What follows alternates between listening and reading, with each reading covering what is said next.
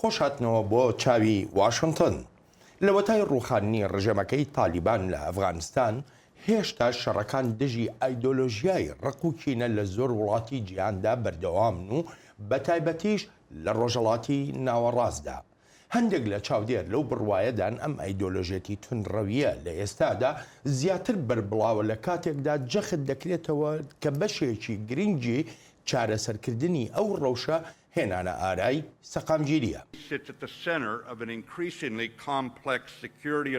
ڕۆژهەڵاتی ناوەڕاست لە ناوجەرگەی ژینگەیەکی ئاڵۆزی ئاسایشیدایە کە کاریگەری گەڕانەوەی هێزی گەورە و هەروەهاش پێشبرکێکردنی لەسرە.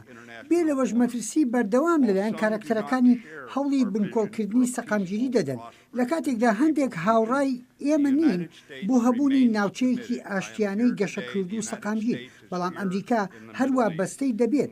ئەمڕۆ ئەمریکا لە ڕۆژهەڵاتی ناوەڕاستە وابەستەین بەکارکردنمانەوە لەگەڵ هاوبەشەکانمان بۆ بەرەنگاربوونەوەی سەختیەکان لەم ناوچەیەدا. ڕۆژهەڵاتێکی ناوەڕاستی سەقامگیر پشتیوانیە بۆ جیهانێکی سەقامگیر. ناسەقامگیری ڕێز بۆ سنووری وڵاتان دانانێت و گەشە دەکات و بڵاویش دەبێتەوە ئەگەر چارەسەر نەکرێت.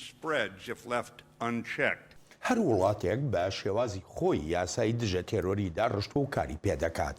بۆ نمونە لە ئەمریکا هەر نزیکەی 6 هەفتە دوای هێرشە تێرۆرکاریەکانی 11 سەپتەمبەر یاسای تایبەت بۆ بەرەنگاربوونەوەی تێرۆر پەسەند کرا. بەڵام ئێستا وەک شیکەرەوە دەڵێن لەوانەیە تێرۆریزم لە ڕیزبەندی یەکەمدا نەبێ بۆ مەترسیەکانی ئەمریکا.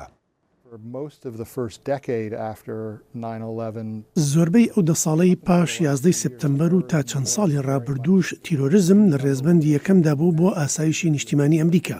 بەڵام ئەگەر ئێستا سەیری بکەیت لەگەڵ ئەو هەموو سەختیانەی لە بەردەم دۆسەی ئاسایشی نیشتیمانیماندا هەن وەک چین، رووسیا، ئێران، هێرشە ئەلکترۆنیەکان ئەمانە وەهایان کردووە تیرۆریزم ببێتە یەکێک لە مەترسیەکانی ڕوبەڕوومان دەبێتەوە. هەر بۆیە پێم وانییە تیرۆریزم لە پلەی یەکەمدا بێت لە نێو نیگەرانیەکانی زۆربەی ئەمریکایەکاندا. پێشم وایە ئەمە لە جێی خۆیدایە.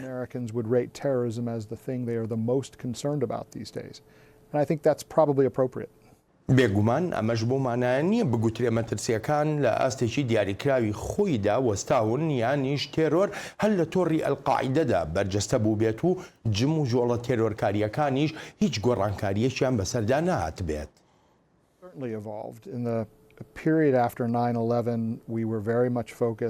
مەترسیەکان بەبێ هیچ گومانێک پەریان سندووە. لە قۆناغی پاش 11 سپتەمبەردا دەکرێت بڵێم سەنگی هەرە زۆرەکەمان بۆ سەر ئەلقاعیدە و ڕێکخراوەکانی سەر بە ئەلقاعیدە بووە. زۆرێکیش لەوانە کارەکانیان بە شێوەیەکی نهێنی دەکرد و هەوڵەکانیشان زیاتر بە نهێنی بوو تا دەرکەوتنی ڕێکخراوە تیرۆریستەکەی دەوڵەتی ئیسلام لەم چەند ساڵی ڕابردوودا کە مۆدێلی تیرۆریزمی گۆڕی لە جیهاندا.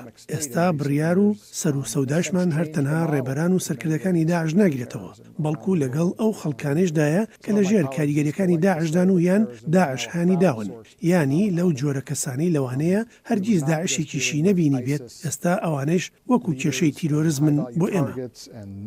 cells of ISIS terrorists, we were also dealing with individuals who were motivated or inspired by ISIS. هاوپەیمانێتی نێونەتەوەی بەسەرکردایەتی ئەمریکا لە زۆر ناوچەی جیهاندا و بە تایبەتیش لە هەردوو وڵاتی عێراق و سووریادا گورزی بەهێزیان لە تێرۆریستان و بە دیاریکراویش لە داعش داوە. بەڵام ئایا ئەوەندە بەسە؟ پێم وابێت دەڵێم دیاریکردنی ئاڵۆزە و هەواڵی باش و خراپیشی تێدایە. شتە باشەکە ئەوەیە کە کارێکی زۆر کراون لە عێراق و لە سووریادا لەلایەن هاوپەیمانانەوە بۆ لە ناوبردنی دەوڵەتی خلافەت ئەوەی داعش ڕێگەیاند و دواتر لە ناو براو تیرۆریستانیش هەروە دێ سنووری ناوچەکانیان کەمتر و کەمتر دەبنەوە.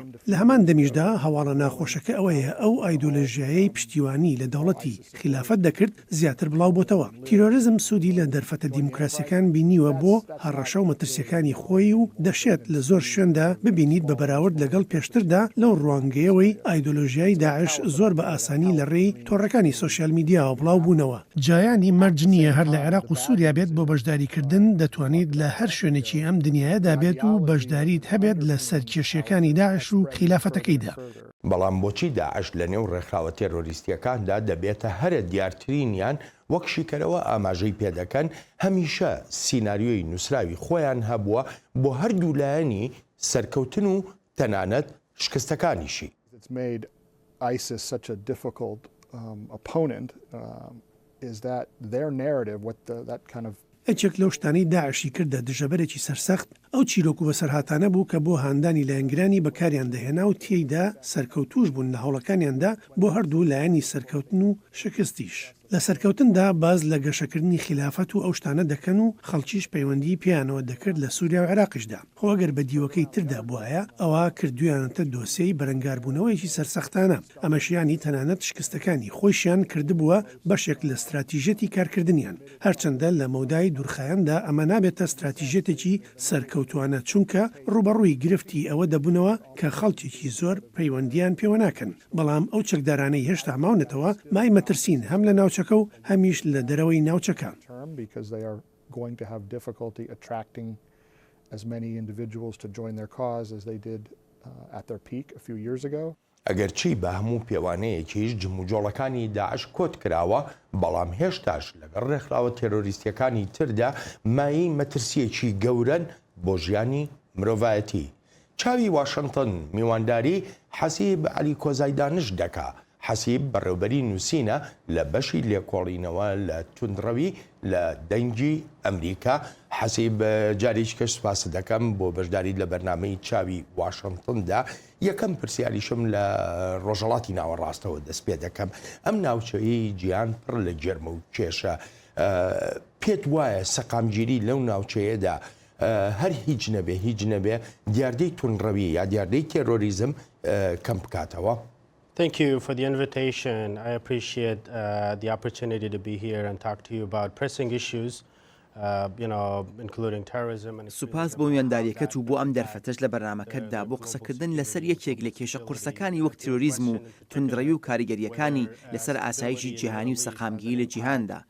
سەبارەت بە پرسیارەکەش لەبارەی کاریگەریەکانی سەقامگیری لە ڕۆژهەڵاتی ناوەڕاستدا بۆ سەر شوێنەکانی تری جیهان وەک وەزیری بەرگری ئەمریکا ئاماژەی پێکرد سەقامگیری لەو ناوچەی جیهاندا کارگەی ڕاستەوخۆی دەبێت لەسەر ناوچەکانی تری جیهانەوە.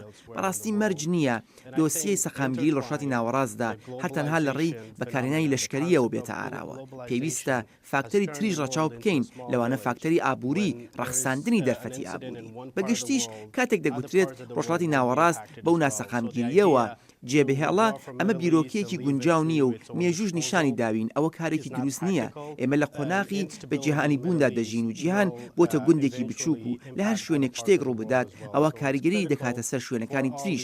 جا بۆیە گرینگە بۆ لایەن نێونەتەوەیەکان ئەمریکا ڕووسیا وڵاتانی تری پێگەیشتوودا تا هەوڵەکان یەک بخەن و ئامانجی هاوبەشیان هەبێت لە پێناو سەقامگیری لە ڕۆژهەڵاتی ناوەڕاستدا چونکە ئەو کاریگەریە نەرێنیانە هەر لە وڵاتێکدا نابێت و کاتێک ناوچەکە ناسەقامگیرە ئەوە یانی تەواوی جیهان نائارامە.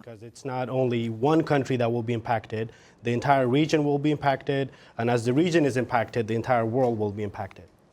یەکێ لە پرسیارەکانەوەیە حەسیب لە کاتێکە ئەمە کە باز لە ڕۆژهەڵاتی ناوەڕاست دەکەین زۆرێک لە شیکەرەوە باز لەوە دەکەن کە پێکدادانی بەرژەوەندیەکانی ئەو زلهێزانی کە تۆ ئاماژە و پێکردن بەشێکە لە گرفتەکەدا لەم بارەیاندا چۆن زلهێزەکانی دنیا دەتوانن چی بکەن؟ I think that powers, whether they're regional powers or great powers, پێم وایە زلهێزەکان جا زلهێزەکانی ناوچەکە بن یان زلهێزە گەورەکان بن بەردەوام لە پێشبڕکێکردن بە پلەی یەکەم بووە لەسەر بەرژەوەندیەکانیان و بە درێژایی مێژوش هەر ئاوەها بوو لە پێشبڕکێدا بوون لەسەر بەرژەوەندی جیاوازەکانیان و کە لەسەر بنچینەی ڕوانینی جیاوازیانە بۆ دۆسیەکان. تەنها شتێک ئەو هێزان دەتوانن لەسەری کۆک بن کە پێم وایە هاوڕان لەسەری هەرچەندە لەوانەیە بەڕێگەی جیاواز بێت بەڵام ئامانجەکە بریتیە لە جێگیرکردنی سەقامگیری ئەو ناوچەی جیهان و ئەمەش لە بەرژەوەندی هەر هەموویانە. جا ئایا ئەمریکا بێت یان تورکیا بێت لە ناوچەکەدا و تا ئەندازێکی وڵاتی چین هەرچەندە چین ڕۆڵێکی ئەوتۆی لە ڕۆژهەڵاتی ناوەڕاستدا نییە بەڵکو لە شوێنەکانی تری وەک ئەفریقا هەیەتی. هەر بۆیە بەڕاستی ئەوە لە بەرژەوەندی هەموو لایەکیانە کار بۆ سەقامگیری لە ڕۆژهەڵاتی ناوەڕاستدا بکەن چونکە شتەکان ئێستا لەوەدا نەماوەتەوە کە بگوترێت سوود لە زیانەکانی لایەک ببینرێت بۆ بەرژەوەندی لایەنێک یان چەند لایەنێکی تر. پێویستە زلهێزەکان بگەنە ئەوەی هاوڕاییەک هەبێت لە نێوانیاندا لەسەر شیانی هەبوونی ئامانجی هاوبەش بۆ سەقامگیریەکی درێژخایەن لە ڕۆژهەڵاتی ناوەڕاستدا و ئەمەش باشترین بەرژەوەندیە بۆ زلهێزەکان و هێزەکانی ناوچەکە و تەنانەت ئەوانش کە لە ڕێدان تا ببنە هێز و دەسەڵات لە ناوچەکەدا و ئەمەش ینی دۆسی ئاسایش لە بەرژەوەندی هەموو هێزەکاندایە. Stability of the Middle East, and it's in the best interest of all, whether you're talking about small powers, emerging powers, and great powers. I think security is one thing that could bind everyone together, and it's in the best interest of all powers involved. هەموو هێز و دەسەڵاتەکان ئەمە لە بەرژەوەندیانە بەڵام بۆ نمونە حکوومەتەکانی ناوچەکە بە تورکیا بە نمونە وەربگرین ئێران بە نمونە وەربگرین عەرەبستانی سعودیا عێراق سووریا تەنانەت مسریش ئوردون ئەمانە چ ڕۆڵێکیان دەبێت لە هێنانە ئارای ئەو سەقامگیریە. I think at the center of the issue in Middle East lies پێم وایە دۆسەی سەرەکی لە ڕۆژهەڵاتی ناوەڕاستدا لە ڕکابەریەکەی نێوانی عەرەبستانی سعودی و ئێراندا.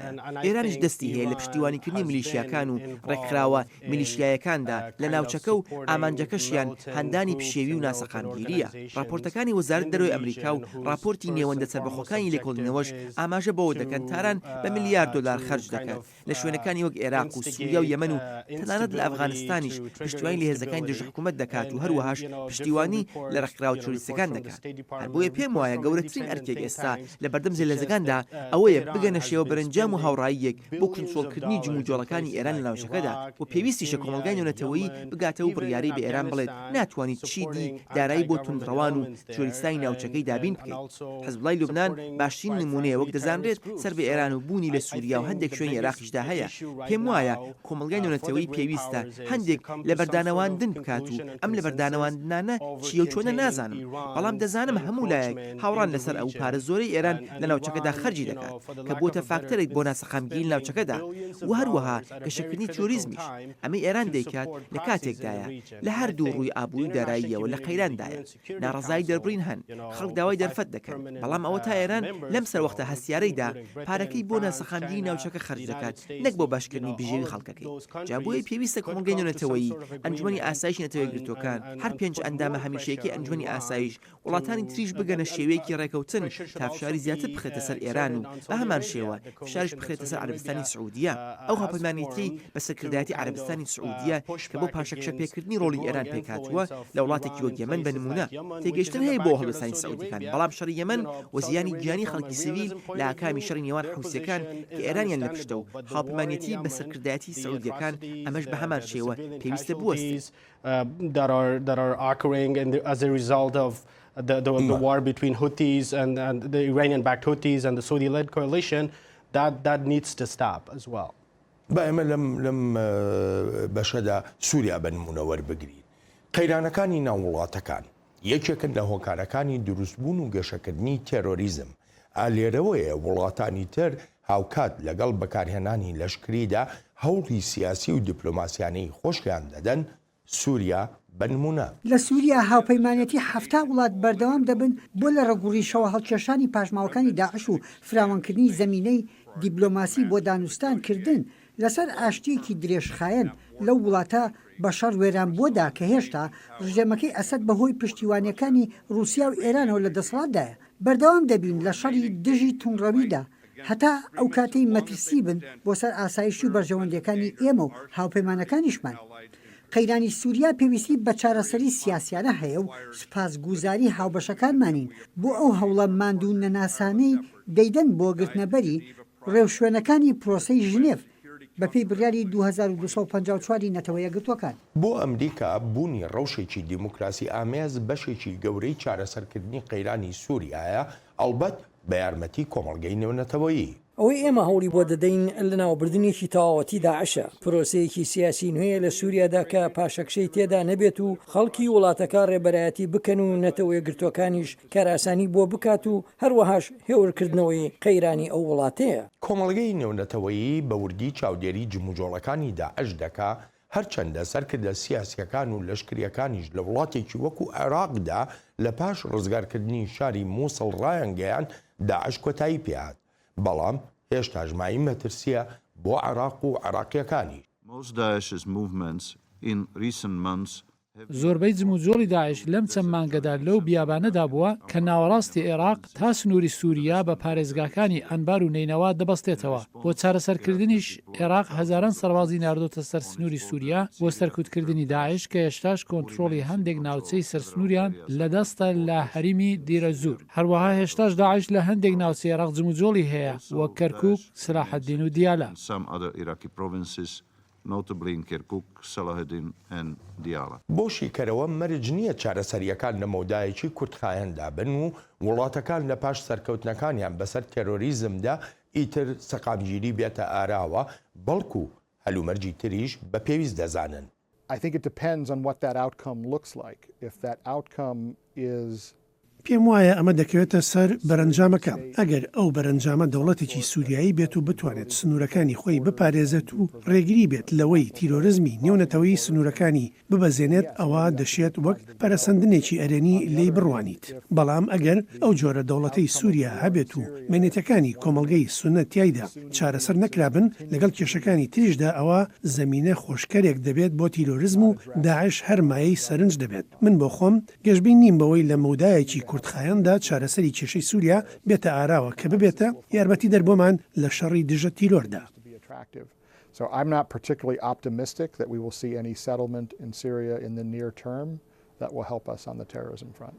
حەسیب لە عێراقیش و لە سووریاشدا سەرکەوتنی زۆر هەبوو بەسەر تۆڕە تێرۆرکاریەکەی داعشدایە دەوڵەتی ئیسلامیدا و دەوڵەتی خەلافەتیش ڕوخێنرا بەڵام هێشتا مای مەترسیە بەڵام هێشتا تێرۆریستانی داعش بوونیان هەیە وەجێی نیگەرانیەکی زۆرن هەم لای کاربەدەستان و هەم لە لای خەڵکیش ئەمە وامان لێ دەکا کە بڵین هێشتا ئەو هەلومەرجانە لە عێراق و لە سووریادا تەواو نەبوون بۆیە داعش هێشتا هەر مای مەترسیە. I think it's a multi-dimensional issue.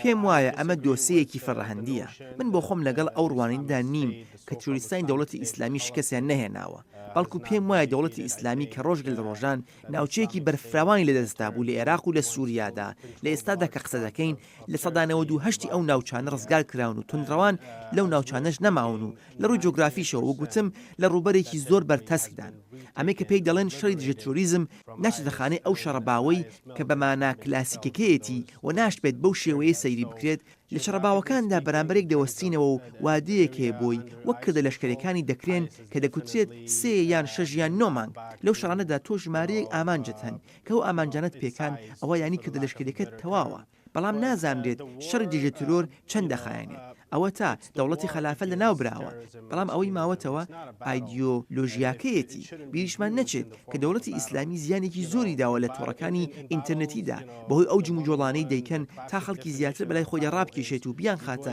سەر ئەو ڕێبازە تۆریستیانەی هەیەی هەربۆیە پێویستە ئەرکی داهاتووی هەڵپەیمانێتی دژە ترۆر بەرپەرشدانەوەی هێرشە ئەلکترۆنیکانی تۆریستان بێت و استراتیژیەتێکی نوێی هەبێت بۆ بەرەنگاربوونەوەی دەوڵەتی ئیسلامی و ئەو پرۆپاگەندانەی دەیکات و هەروەهاش بۆ ڕێکگرتن لەوەی خەڵکی تر ڕابکێشێت خاڵێکی تریش دەمەوێت ئاماژەی پێ بدەم ئەوەیە شەڕی دژە تۆندڕەوی جا لە هەر شوێنێکی جیهاندا بێت پێویستە شان بە شانی ڕێبازی ئابووری بێت با وڵاتی تونس بنمونەوە بگرین کە زۆربەی دانیشتوانەکەی لە گەنج پێکات و ئەم گەنجانە پێویستیان بەکارە پێویستیان بە هەستی وابەستەیی هەیە پێویستیان بەکارکردن هەیە لە پێناو شتێکدا جا ئەگەر حکوومەت نەیتوانی دەرفەتە پێویستەکانیان بۆ دابین بکات تا هەستی بوونی ناسنامە و وابەستەیان لەلا دروست بێت ئەوە بە تایبەتی گەنجەکان دووچای ڕەوشێک دەبنەوە کە نازان چۆن ئەو وزە و توانایی خۆیان بەکار بهێنن ئالێرەوە تیرۆریزم ڕێکخراوەکانی وەک داعش و ئەلقاعیدە دەشتە ناوەوە و ئەو دەرفەتانان بۆ دەڕەخسێنن کە گەنجەکان نیانە و ئەو جاڕایان دەکێشنە بەلای خۆیاندا. Groups like the Islamic State and Al-Qaeda will come into the equation and offer them what they're lacking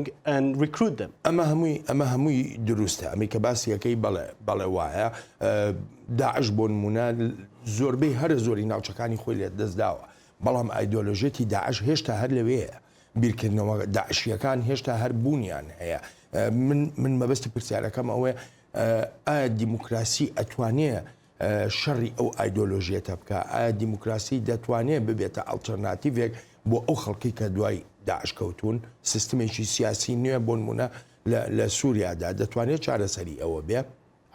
I think democracy پێم وایە هێشتاش دموکراسی گرنگە و پەیوەندیشی پێوە هەیە لەو ناوچەی جیهاندا بەڵام بەڕای من هەڵەیەک هەیە لەو ڕوانینەی دەخوازێت هەموو ڕێبازەکان لە قەبارێکدا کۆ بکاتەوە بە تایبەتی کاتێک باسی دموکراتیزەکردنی ڕۆژهەڵاتی ناوەڕاست دەکەین یانیش کاتێک باس لە بەهات دموکراتیکان دەکەین پێم وایە بزوتنەوە جەماوەریەکان بەشێکی گرنگی پرۆسی دموکراسیە بۆ نمونە عێراق دموکراسی خۆی هەیە بەڵام عێراق یان سووریا یان هەر وڵاتێکی تر کاتێکە دەیانەوێت سوود لە هەندێک لە پرینسیپە جیهانیەکانی دموکراسی وەربگرن ئەوا دەبێت لەگەڵ پێداویستەکانی کۆمەلگای خۆیاندا بیگونجێن ئێستا حکوومەتێکی نوێ لە عێراق هەیە لەم حکوومەتەدا نوێنەرانی شیعە و کورد و سونە و کەمایەتەکانت هەن و دەتوانن پرینسیپە دموکراسیەکان بەکاربێنن بۆ گەیشتن بە خواستەکانیان با لە بیرمان نەچێت یەکێک لە هۆکارەکانی دروستبوونی دەوڵەتی ئیسلامی مەگنەتیەکانی عەرەبی سونە بوو لە عێراقدا کاستیان بە لە پەراوێزنان و فرامۆشکراوی و دوورخستنەوە دەکرد جا بۆیە وڵاتانی ئەو ناوچەیە کاتێک باس لە پەرەپێدانی دموکراسی دەکەن پێویستە مافی کەمایەتەکان ڕەچاو بکەن و حکوومەتێکی فرەلایەن پێک بهێنرێت کە بتوانێت هەموو پێکاتەکان لەخۆ بگرێت و ببێتە خاوەنی ئەو جۆرە بەرنامانە کۆتایی بە گەندەڵی دەهێنێت پەرە بە بواری پەروەردە بدات و گەشەکردنی دەرفەتەکانی کار و پەرەپێدانی ژینگەی کارکردن لەخۆ بگرێت خزمەتگوزاری تەندروستی هەبێت و دەرفەت بۆ خەڵک بڕەخسێنێت و هەتا دوایی ئەمە چارەسەرێکی درێژخایەن دەبێت بەڵام ئەوی بگوترێت لە 12 کاتژمێردا ئەم کێشانە لە ڕێی هەبوون دموکراسی و چارەسەر دەکرێن ئەو بەڕای من کاری کردنیە بەڵێ دموکراسی ڕۆژهەڵاتی ناوەڕاستدا کارگەری خۆی دەبێت ئەگەر لەگەڵ کۆمەڵگاکاندا بگونجێندرێت وە گوتیشم ناکرێت هەموو ڕێبازەکان لێک قەبارەدا کۆ بکرێنەوە nuances of the region and a one-size-fits-all approach is not approached or pursued. بێژگەلەوە حەسی بەشێکی تری کێشەکە ئەوەیە چۆنەتی پێناسەکردن و چۆنەتی هاوکاری نێوان وڵاتانە لە شەڕی دژی تێرۆریزمدا و داعشیش بە تایبەتی دەشێتی یەکێک لە هۆکارەکانی تری پەرەسەندن یاخود با بڵێم گەشەکردنی تێرۆریزم ئەو جۆرە ناکۆچێ بێ لە نێوان وڵاتاندا کە لەسەر پێناسەکردنی تێرۆریزم هەیە. Проблема терроризма приобрела системный и глобальный характер. دۆسیەی تۆرۆریزم بۆتە دۆسیەیەکی بە بەڕامە و جیهانیش وە گرفتی سەرەکیشە لە بەردەم ڕەوشی ئاسایشی نێونەتەوەییدا ئەمەش جارێکی تر وەها دەکاتەوە هەوڵەکان یەک بخرێن لەسەر ئاستی نێونەتەوەیی تا بەرەیەکی بەرفراوانی دژە ترۆر پێک بهێنرێت بەڵام سیاست بانی کەوتووهەوە لە شەڕی دژی تۆرۆریزمدا تاکتیکەکانی ڕێبازی دیاریکراو و پۆلیێنکردنی ڕێکخراوە توریستیەکان دابەشکردنی تۆرۆریستان بەسەر هەی خۆمان و هەی بەیانیدا هەوڵەکانی تەواوی کۆمەڵگەی نێونەتەوەیی بنکۆڵ دەکەن بۆ بەرەنگاربوونەوەی مەترسیە جیهانیەکانی تۆرۆریزم. Террористов на своих и чужих подрывают усилия всего международного. بەڵام شیکەرەوە بە گومانێکی زۆرەوە لەو ڕوانینانەی مۆسکۆ دەڕوانن کە سەبارەت بە شەڕی دژی تێرۆریزمە لێرەشدا ئەزمموی چۆنێتی کارکردنی رووسیا لە سووریادا بنمونە دێننەوە لەو ڕوانگەیەوەی مۆسکۆ درێژەی بە هۆکارەکانی مانەوەی داعش و تونڕەوانی تریش داوە. Russia is obviously in some ways the more complicated story. رووسیا بەڕاستی یەکێکە لەو شتە ئاڵۆزانەی باس بکرێت چونکە لەلایەکەوە حکوومەتی رووسیا زۆر بە توندی قسە لەسەر داعش دەکات و وەهاش خۆی دادەنێت بەشدارە لەگەڵ ئەمریکادا بۆ لە ناوبردننی داعش ئەگەر پێشتر قسەم لەسەر بکردایە ئەوها لەوانەیە بڕێک بە هیوا بوومایە بەڵام ئەو هیوایە لە دایک نەبوو ئەگەر بتەوێت هاوسەنگی کارەکانی رووسیا بکرێت لەسەر بنچینەی ئەرێنی و نەرێنی ئەوە دەبینیت پشتیوانی مۆسکۆ بۆ ڕژێمەکەی ئەسەد ئەگەر خۆشکەرەی قەیران و درێژکردنەوەی شەڕی سووریایە هەر بۆیە ئەو هاوسەنگیە نابینیت لە نێوان بارە ئەرێنی و نەرێنەکەدا بۆ کاریگەری رووسیا لە ناوچەکەدا. Russia is doing against ISIS on the positive side of the ledger against the negative side of the ledger, the one in which Russian support for Assad. بۆ هاوپەیمانەتی نێونەتەوەیی لە ناوبردننی داعش ئەرکەسەرێکەکەیە بەڵام لەگەڵیشیدا جەخت دەکرێتەوە لە هەبوونی هێزی ئاسایشی تایبەت لەو ناوچانەی داعش جموجۆڵیان زۆرە. لە ناوبردننی تەواوەتی داعش زیاترە لەوەی دوادەستە و تاقمی داعش لە ناو ببیت واتە ئەوانەی خۆیان لە شارۆچکە و گوندەکانی سەر ڕووباری فراتدا حەشار داوە بەڵکو دڵنیابوونە لەوەی بەردەوام بین لە پشتیوانیکردنی ئەو هێزانی بینیومان و چالاک بوون لە باکووری ڕۆژهەڵاتی سووریا واتە هێزە ئاسایشیە خۆجێیەکان حەسی بە پێدەچێیانی ناکۆچێکی زۆر هەبێت تەنانەت لە پێناسەکردن لە چۆنێتی ناساندنی ئەوەی کێ تێرۆریستە کێ تێرۆریست نییە ئەمە بوو بێ بە دەرفەتێک بۆ ڕێکخراوە تێرۆریستیەکان کە بتوانن گەشەکردن و پەرسەندنی زیاتریان هەبێ بە تایبەتی لەو ناوچەی جیهاندا ڕۆژهەڵاتی ناوەڕاست و بە دیاریکراویش لە عێراقیش و لە سووریاشدا پێت وایە بتوانرێ چارەسەری ئەم کێشەیە لە نێوان وڵاتانە بکرێت بە تایبەتیش رووسیا و ئەمریکا؟ I think it has several layers, so at a very local layer, پێم وایە ئەمە چەند ئاستێکی هەیە لە ئاستی خۆجیەکەیدا لە سووریا ڕژیمەکەی ئەسەد هەموو ئەوانە دژی ڕژیمن و شەڕی دژ ئەو ڕژیمە دەکەن کردوونی بە تیرۆریست رووسیاش هاوڕای بووە لە سەرەتادا لەسەر ئەو جۆرە ناودێرکردنە بەڵام بە تێپەڕبوونی کات رووسیا خۆی دوور خستەوە لەو جۆرە ناودێرکردنە پێم وایە کاتێک باس دێتە سەر دەوڵەتی ئیسلامی یان پەکەکە یان ئەلقاعیدا یان ئەلشەباب و بوکو حرام کە لەسەر ئاستی نێونەتەوەیی بە ڕێکخراوی تۆریستی ناسراون ئەوا دەبینیت رووسیا و ئەمریکاش هاوڕان بەڵام ڕاستە کێشەش لەسەر ئەمە هەیە بۆ نمونە لە ئیدلب لە سووریا وەزیری بەرگری ئەمریکا دەڵێت بە هەزاران تۆنڕە و لە ئیدلب هەن لە کاتێکدا لایانی سەر بە تورکیا هەن لەوێ وەک بەڕی ڕزگاری و هەیەتی تەحریر و چەند گروپێکی تری سەر بە تورکیا و لایانی تریش هەن لە ئێستادا رووسیا توانیویەتی قەناعەت بە ڕژیمی سووریا بکات تا هەرشکردنە سەر ئیدلب بۆ ماوەیەک ڕابگرێت تا بزانن چۆن چارەسەری ئەو کێشەیە بکەن واتە ئەوەی کێ تیرۆریستە بەڕای من گرفتەکە ئەوە نییە کێ تیرۆریستە و کێ تیرۆریست نییە هێندەی ئەوەی ئەو کردە لەشکریانە چۆن دەکرێن لە کاتێکدا ئەمریکا دڵنیابوونی دەوێت لەوەی هێرشە چاوەڕوان کراوەکەی ئیدلب کەمترین زیانی گیانی خەڵکی سیڤیلی تیادا ڕوو بدات.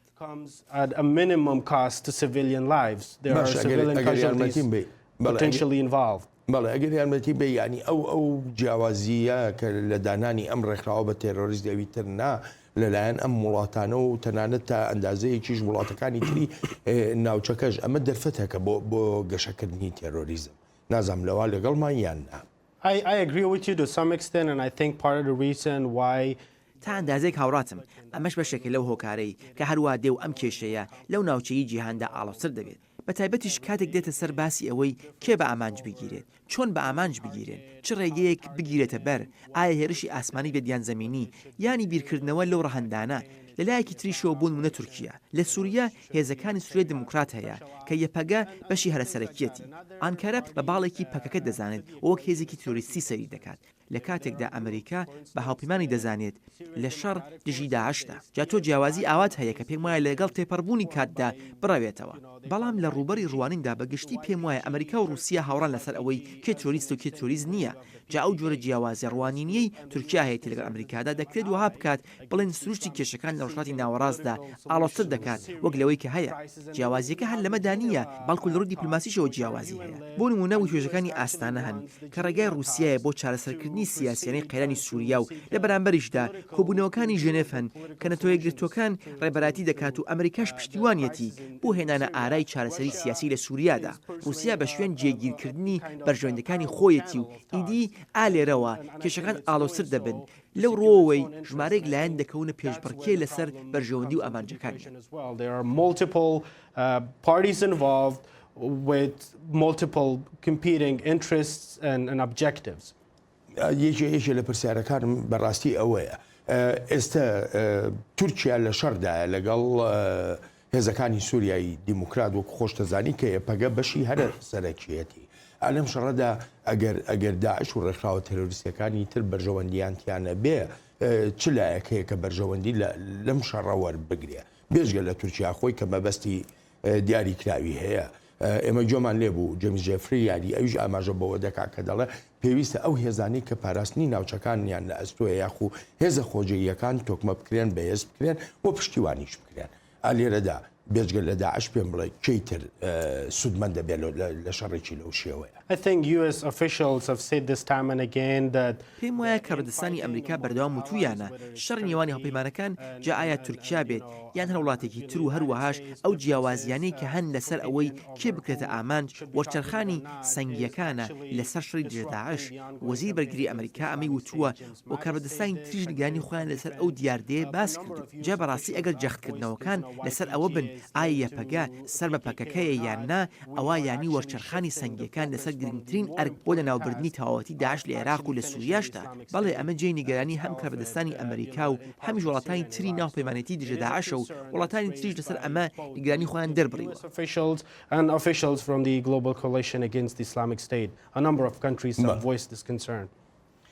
حکوومەتەکانی ئەم وڵاتانی شەڕی داعش و تێرۆریزمیان تیادایە بەردەوام پێویستیان بە پشتیوانی نێونەتەوەیی هەیە بۆ ئەو شەڕەی دەست بە تونڕەوی دەیکەن لە هەمان کاتیشدا ئەرکە گرنگەکە دەکەوێتە لای ئەو حکوومەتانە تا بەرنامە ڕێژی بۆ ئایندەی خۆیان بکەن. حکوومەتی نوێ سوورە لە سەرگرتنەبەری ڕێوشێنی بەهێز بە مەبەستی پەرەپێدانی زیاتری باری ئاسایش و گەیشتن بەوەی هەموو وڵاتەکە بگرێتەوە. هەوڵەکانی خۆی چڕ دەکاتەوە بۆ بەرەنگاربوونەوە و لە ڕێگە و ڕیشەوە هەڵکێشانی داعش. دەکرێت بڵێم ڕۆژانە راپۆرتەن لەسەر دەستگیرکردن و لە ناوبردننی تێرۆریستانی داعش و ڕێبەرەکانیان و ئەوانش کە خۆیان شاردۆتەوە. لە زۆر وڵاتی جیهانیشدا بەرنامەی جۆراوجۆر هەن بۆ بەرەنگاربوونەوەی تێرۆریزم و بۆ هەر هیچ نەبێ سنووردارکردنی جموجۆڵەکانی تێرۆریستان و لێ دەمێنێتەوە سەر ئەوەی ئایا ئەو بەرنامانە چەندێک دەتوانن ئامانجەکانیان بپێکن. پێم وایە دەشێت سەرکەوتوو بن، بەڵام دەکرێت بژلێم سەرکەوتوو بن یان نەبن شتێکی ئەوتۆ نییە. وابەستەیەکت لەسرە ئەم کارە بکەیت تەنانەت ئەگەر قورسیش بێت بۆت. بڕوانینی من ئەگەر یەک جاریش لە سەرجەم دەجاردا سەرکەوتوو بیت لەوەی کەسێک لە تیرۆریزم دوور بخەیتەوە و واز لە کوشتنی خەڵک بێنێت ئەوە سەرکەوتنە. با ئەوەشمان بیر نەچێت خەرجیەکی زۆری حکوومەت خەڵک دڵخۆش ناکات بۆ ئەو جۆرە بەرنامانە بە تایبەتی کە نازانرێت سەرکەوتوو دەبێت یان نا. هەر بۆیە دەبینیت پشتیوانیەکان بۆ ئەو جۆرە بەرنامانە قرس دەبن.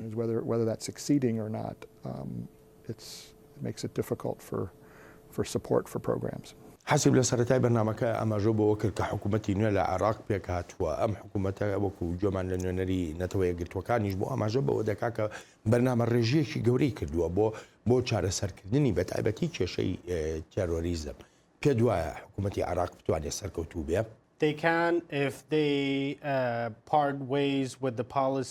بەڵێ دەتوانێت ئەگەر بێت و خۆی جیا بکاتەوە لەو سیاسەتانەی سەرگۆزیری پێشووتر نوریل مالکی هەیبووە.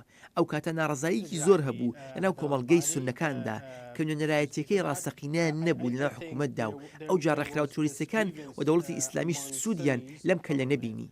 بۆ ئەم حکوومەتە نوێش ئەگەر شیعەکان و کورد و سونەش نوێنەراتی خۆیان لە حکوومەتدا بینی ئەوە پێم وایە سەرکەوتوو دەبێت و گورزێکیش دەبێت بۆ دڵی ئایدۆلۆژیەتی تۆندڕەوی. بەڵام ئەگەر سیاسەتی تایفەگەرایی و ئەم جۆرە سیاسەتەی کەمینەکان لە پراوێز دەنێت بەردەوام بێت ئەوە بەداخەوە دەگەڕینەوە بۆ چوارگۆشەی یەکەم. Other ethnic groups, other religious groups, we will be at square one, unfortunately. ئەو بەرنامە جیهانیانەی کە هەن لە وڵاتانی تری دنیاوە بۆ بەرەنگاربوونەوەی تێرۆریزم، ئەم بەرنامانە هەر لە وڵاتەکانی خۆیاندا کاری پێدەکرێت یاخو پێویستە لە وڵاتانی ڕۆژهەڵاتی ناوەڕاستیشدا کاری پێ بکرێت بۆ بەرەنگاربوونەوەی تێرۆریزم؟ دەزانی بەبێ هیچ گومانێک ئەمریکا ڕۆڵی هەیە ئەوش دەکەوێتە سەر پشتیوانی فەرمی ئەمریکا بۆ حکوومەتی عێراق کە ڕێزی بۆ مافەکانی مرۆڤ هەبێت، ڕێزی بۆ مافی کەمایەتیەکان هەبێت، ڕێزی بۆ مافی کەمایەتی ئاینەکان هەبێت. حکوومەتێک بەرەنگاری گەندەڵی ببێتەوە شەڕی دژە تۆریستەکان بکات. شتێکی تریش کە دەبێت حکوومەتی عێراق بیکات هەوڵدانە بۆ پاشەکشەک پێکردنی هەروادێ و زۆربوونی ڕۆڵی ئێران. بەڕاستی ئەو پەرسەندێکی باش و کە مختەدا ئەلسەدەر بینرا خۆی لە ئێران دوور دەخاتەوە و دەخوازێت وەک رێبەرێکی نیشتمانی دەربکەوێت لە کاتێکدا سەروەختێک ئێران پشتیوانی لێ دەکرد و ئەمەش پشتیوانی تاران بوو. ئەگەر عێراق بۆ ئاراستەیەدا بڕوات و کارگەریەکانی ئێران سنووردار بکات چونکە ئێران هەوڵی پشەوی ئاینزایی دەدات. هەر بۆیە پێویستە عێراق هەموو شتێک بکات بۆ ڕێگەگرتن لەوەی ئێران دەیکات. At its disposal to prevent that from happening and to prevent Iran from doing that. بۆ خۆ دەزانی ینی ئەو مافانەی کە ئاماژۆ پێکردنەوەوانە هەمووی لە پرەنسیپەکانی مافەکانی مرۆڤن. هەموو ئەو هەوڵانەی دەدرێن بۆ لە ناوبردنی تێرۆریزم بەبێ گرفت و تەگەرەنی لەم چەند هەفتەی ڕابردوودا بۆ ڕێکخراوی نێونەتەوەیی چاودێری مافەکانی مرۆڤ راپۆرتێکی بڵاو کردەوە سەبارەت بۆ پێشێلکاریانەی لەم شەڕەی دژی تێرۆردا دەکرێن و بە تایبەتیش سەنجی خستوەتە سەر گواستنەوەی دیلەکانی داعش لە سووریاوە بۆ عێراق. The Syrian Democratic Forces have said over and over that those foreign suspects هێزەکانی سووریای دیموکرات بە بەردەوامی دەیانگوت گومانبارانی بیانی گومانبارانی داعش ئەو کەسانە نین کە دەیانەوێت خۆیان دادگاییان بکەین. داوایان لە وڵاتانی کۆمەڵگەی نێونەتەوەیی کرد تا هەر وڵاتە گومانباری خەڵکی وڵاتەکەی بەرێتەوە. بەڵام ئەوە نەکرا لە بەرامبەردا پێدەچێت ئەمریکا بڕیاریدا بێت دەست بکات بە گواستنەوەی ئەو گومانبارە بیانیانەی داعش بۆ عێراق چونکە وڵاتێکی دراوسەی سووریا و پێش دەچێت بخوازێت هەر لەوێش دادگایی بکرێن. کێشەکە لەوەدایە بەپێی ئەو کۆمەلگانەی عراق کە لە بەردەستماندایە گومانبارانی داعش دادگایەکی ڕەوا ناکرێن ئەشکەنجەدان و پێشەلکاریەکانی تریش زۆرن لەوێ ئەمەش دژی یاسا و یاسای نێونەتەوەیە بۆ وڵاتێک گیراوەکان بگوازێتەوە بۆ وڵاتێکی وەک عراق ئەگەر بێت و ڕوبەڕووی ئەشکەنجە و جۆرەکانی تری پێشەلکاری ببنەوە.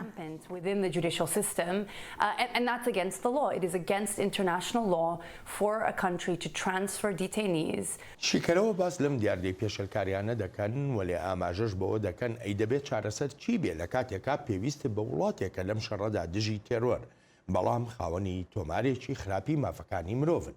One of the things that has been a source of tension inside our own ئەمە یەکێکە لەو شتانەی بۆتە سەرچاوی ئاڵۆزی بۆ نمونە لێرەش لە ئەمریکا لە وەتای 11 سپتەمبەرەوە لە ڕێبازی بەرەنگاربوونەوەی تیرۆریزمدا زۆر دۆسێ هەن بۆ نمونە وڵاتێک هاوبەشمانە بەڵام هیچ ڕێزێک بۆ مافی مرۆڤدا نانرێت لە وڵاتەدا لە هەمان کاتیشدا ئێمە پشتی پێدەبەستین بۆ بەرەنگاربوونەوەی تیرۆر چونکە چەندێک ئەو وڵاتە چالاک بێت لەم دۆسیەدا ئەوە ئێمەش بۆ ئەندازەیە پارێزراو دەبین. ڕێگەیەکی باش کە پێیدا دەڕۆین هاندانەکانی حکوومەتی ئەمریکا لە بەرامبەر ئەو یارمەتی و کۆمەکەی دابینی دەکات تا ئەو وڵاتە پرەنسیپەکانی مافەکانی مرۆڤ وەک ئێمە قبول بکات ئەمەش هەمیشە نابێتە ئامرازێکی کاریگەر وەک ئەوەی بۆ نمونە لەگەڵ پاکستاندا هەمانە پێویستمان بە پاکستانە بەڵام کارکردنیش لەگەڵیدا زۆر قورسە بەهۆی پشتیوانیەکانی بۆ تیرۆریزم و دۆسەی مافەکانی مرۆڤ. هیوادارم بتوانم بڵێم ئەمەمان بە دروستی کردووە بەڵام دڵنیا نیم لەوە.